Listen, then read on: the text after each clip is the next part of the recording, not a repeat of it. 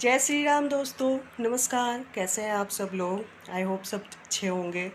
और आज तो बहुत ही ख़ास दिन है। आज बट सावित्री पूजा है, जैसे सारी सुहागन औरतें अपने पति के लिए करती हैं।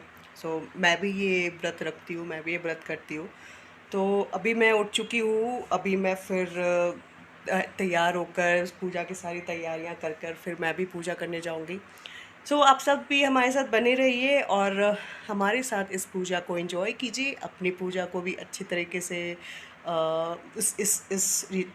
इस नियम को निभाइए, इस पूजा को पूरे दिल से कीजिए और हमारे साथ बने रहिए। मैं भी इसके आगे की अपडेट्स आपको देती रहूँगी। जाओ,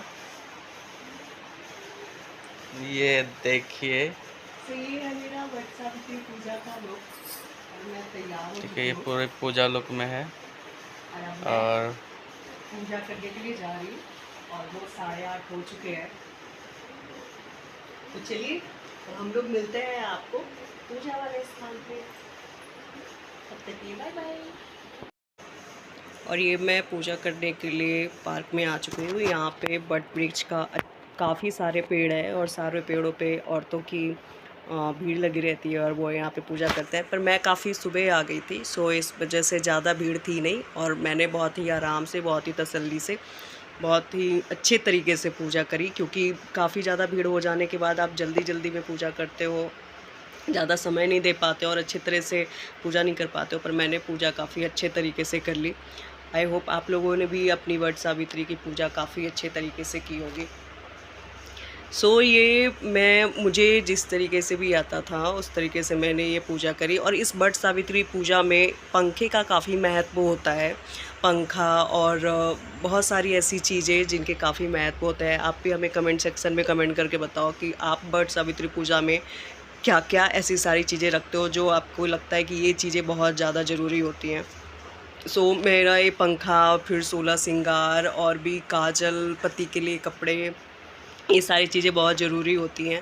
और फिर मैंने अपनी ये पूजा यहाँ पे कंप्लीट करी है जल्दी-जल्दी में। जल्दी-जल्दी नहीं, बहुत आराम से की है।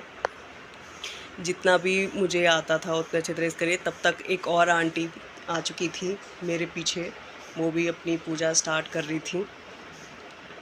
और फिर मैं ये अपनी जोत, हाँ, मेरी जोत थोड़ी-सी अलग थी इस बार, क्योंकि ये जोत आटे की बनाई गई थी, जो मेरे हस्बैंड ने बनाई थी। मुझे बनानी आती नहीं थी, पर उन्होंने मेरे लिए ये जो दिया बना कर दिया था। उसको मैंने बनाया और जलाया, जो कि काफ़ी अच्छी तरीके से जल चुकी थी। अब मैं ये फेरे स्टार्ट कर रही हूँ, क्योंकि जो बट ब्रिज के चारों तरफ घूमते हैं लोग, अपने हिसाब से फेरे लगाते हैं। कोई 11 फेरे, कोई 21, कोई 51, कोई 108। आप मुझे बताओ आप कितने फेरे लगाते हो? मैं तो यहाँ पे 11 फेरे ही लगाती हूँ। 11 फेरे, वो हाथ में जो भी लाल धागा या वो कंगनी जो भी होता है, उसके हिसाब से लोग उसको बट के चारों तरफ बांधते हैं और घूमते हैं। और ये बच्चे जो काफ़ी यहाँ पे दिख रहे हैं आपको, ये काफ़ी परेशान कर रहे थे, क्योंकि ये इनका मेन ध्यान वहाँ पे जो भी औरतें चढ़ाती हैं, पैसे या फल या फूल जो भी, उन्हें लेने में होता है। इस तरीके से मैंने अपना फेरा कंप्लीट कर लिया। अभी कुछ और फेरे हैं जो बाकी है, वो चल रहे हैं। और साथ साथ में ये बच्चे भी आगे पीछे लगे हुए थे कि इन्हें भी कहीं कुछ मिल जाए। और मेरे साथ साथ ये आंटी भी फेरे लगा रही हैं। और ये मेरा आखिरी फेरा और मैंने इसको कंप्लीट कर लिया। उसके बाद जो भी हाथ में धागे या जो कुछ भी बच जाते हैं, वो हम वापस उसी पेड़ में बांध कर छोड़ देते हैं और अपने पति के लिए, अपने जोड़े के लिए लंबी उम्र और सौभाग्यवती की कामना करते हैं। तब तक एक और आंटी आ चुकी थी पूजा करने के लिए और अब कथा का समय हो गया। मेरे पास कथा की किताब थी नहीं और अगल-बगल के लोगों से पूछे पे भी मुझे कथा किताब नहीं मिली, इसलिए मैंने फ़ोन में ही कथा पढ़ा। फ़ोन में कथा काफ़ी छोटी थी, इसलिए मेरी कथा बहुत ही जल्दी पूरी हो गई। पर आप लोग बताओ, आप लोग को क्या बट सावित्री की कथा याद है अच्छे से? आप लोग भी हमेशा पढ़ते होंगे। और ये रहा जो सबसे ज़्यादा इम्पॉर्टेंट है, पंखे से बट ब्रिज को हवा किया जाता है, उनका पैर दबाया जाता है, फिर उनसे गले मिले जाते हैं। और यही सारी चीज़ें वापस घर पे जाके हम अपने पति को भी करते हैं और इनसे अपने पति के लंबी उम्र की कामना भी करते हैं।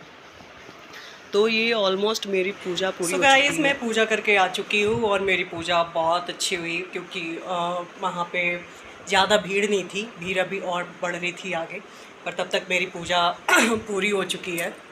अब मैं घर पे आई हूँ और फिर अब मैं वो जो घर पे हस्बैंड को पंखा झलने का और टीका करने का जो रस्म होता है वो करूँगी। उसके बाद फिर मेरी पूजा संपन्न हो जाएगी। तो आप मुझे बताओ, आपकी पूजा कैसी रही, आपने कैसे पूजा करी, कहाँ करी, और आप कई ज़्यादा भीड़ में तो नहीं फंसे। सो अपनी सारी डिटेल्स आप हमारे साथ शेयर करो हमारे कमेंट बॉक्स में आकर, हमें अपने बट सावित्री पूजा के बारे में बताओ, और आपके यहाँ ये पूजा कैसे होती है वो भी हमें बताओ।